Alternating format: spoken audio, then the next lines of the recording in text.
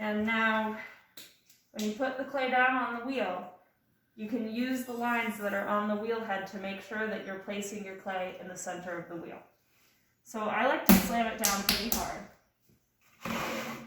because I don't want it flying off. And I want to adjust the wheel pedal so that it's under my knee, so that it's not uncomfortable and I don't have to stretch my leg to work the pedal.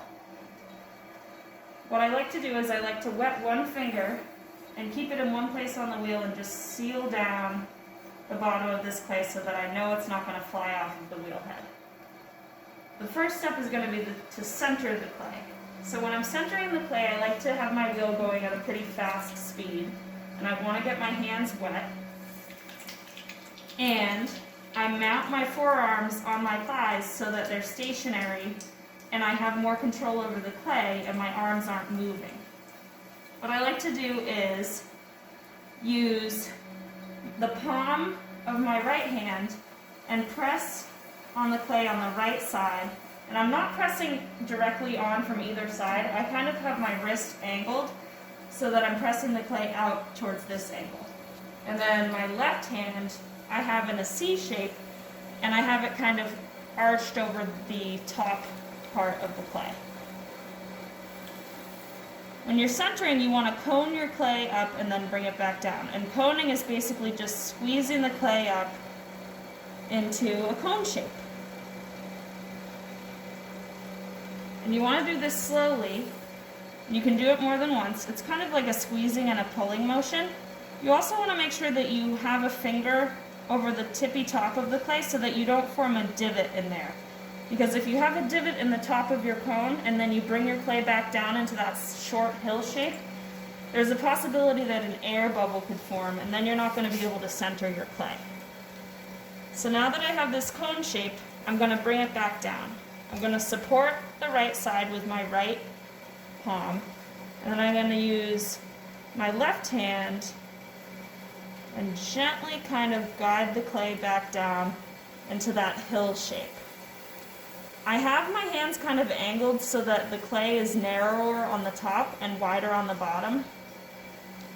This just makes it easier to center and a stronger shape as opposed to having it wider on the top.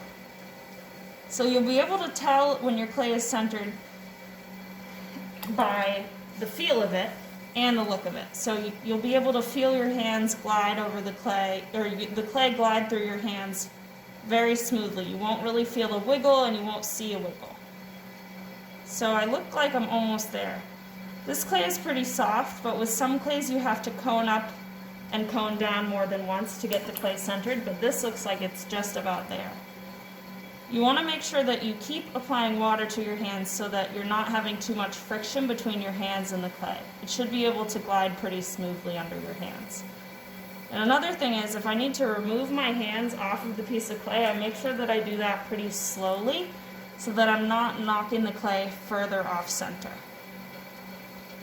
Now, in order to open up the clay and start forming a pot, you want to make sure that you're centered first. So you should be able to feel the clay glide steadily under your hands with no wiggle.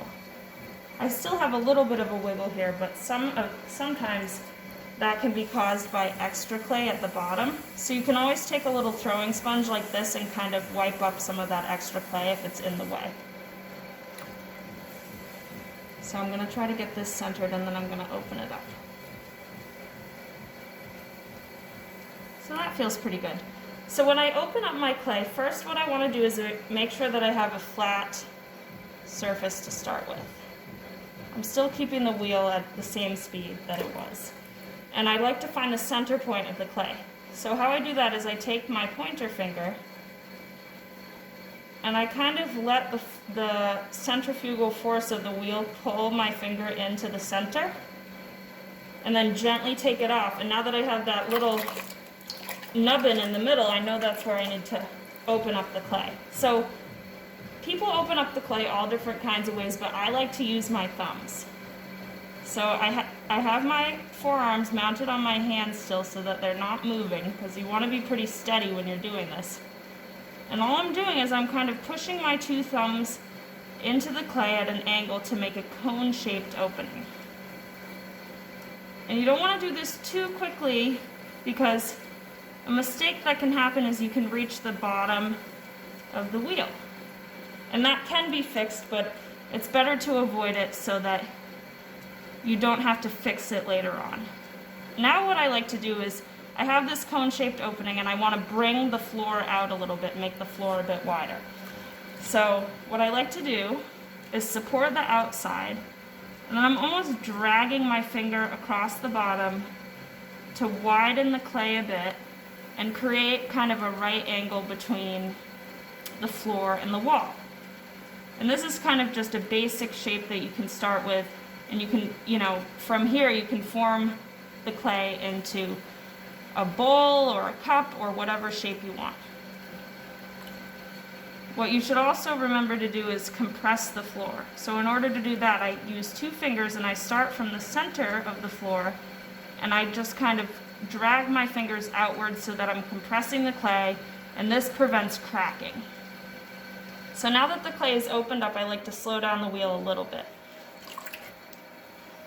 And what I'm going to do now is I'm going to bring the walls up. So how I do that is I hold 2 or 3 fingers on the outside of the clay, and then 2 or 3 fingers on the inside, and I kind of slowly am pulling the clay upwards. And I'm doing this pretty gently. It's like a pulling and compressing at the same time. And I stop before I hit the lip of the pot because I don't want to thin out the lip too much. I'm compressing the lip by holding 2 fingers on my left hand to support on either side of the lip, and then my index finger on my right hand to kind of smooth over that top, just so that's really sturdy and it makes pulling up the walls easier. So you can pull up the walls multiple times until you reach the height that you want.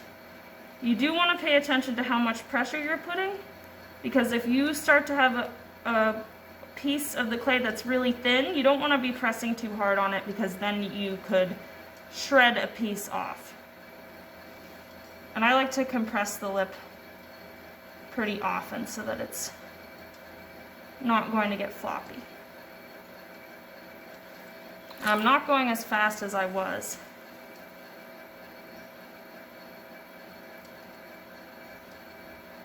So just very gently, you can kind of bring your fingers up.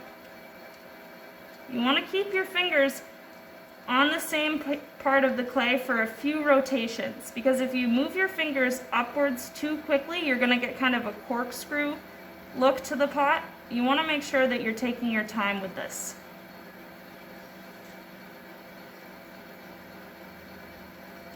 Sometimes what happens if you use a lot of water when you're throwing is you get kind of a puddle of water on the inside of your pot, but throwing sponges are great for just absorbing any extra.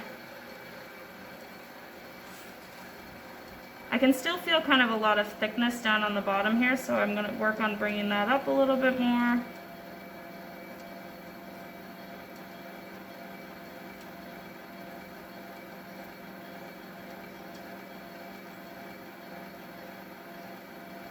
And then if you get any extra clay like that, I just kind of scrape it off on the side of the bucket. I'm going to compress my lip again. And now this is kind of like a basic small flower pot shape. Some people like to use tools on the wheel, like this is called a wooden rib, and you can use this to kind of add some curvature or smooth out the sides of your pot. And the idea is to kind of let the wheel do most of the work. You kind of just hold this stationary in one place and just make sure that you're holding it steady and just let the rotation of the wheel do the work. Another thing that I like to do is use these, this is called an undercut tool, and these tools are good for hand building, but they're also really good for wheel throwing. And this is kind of like getting a head start on trimming the clay and taking off any extra weight off the bottom of the piece before it dries out. And depending on how you angle it, you can really get some interesting kind of shapes on the bottom here. And again, with this, you just hold it in one spot on the wheel.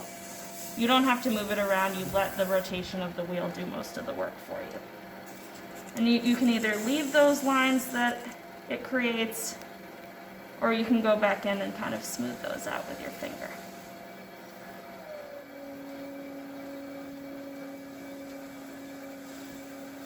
And I think that for beginners, this kind of simple cylindrical shape is a really good one to start with, because you kind of get the basics down before you start going into anything more complicated. And then once you feel like you're done, you can stop the wheel, and if you use a bat, you can take the bat off the wheel and leave it to dry, then remove the piece, or you can just go right ahead and very carefully use a wire tool to slice the pot off the wheel and move it to a board to dry out. That's great, Elle. Thank you. No problem.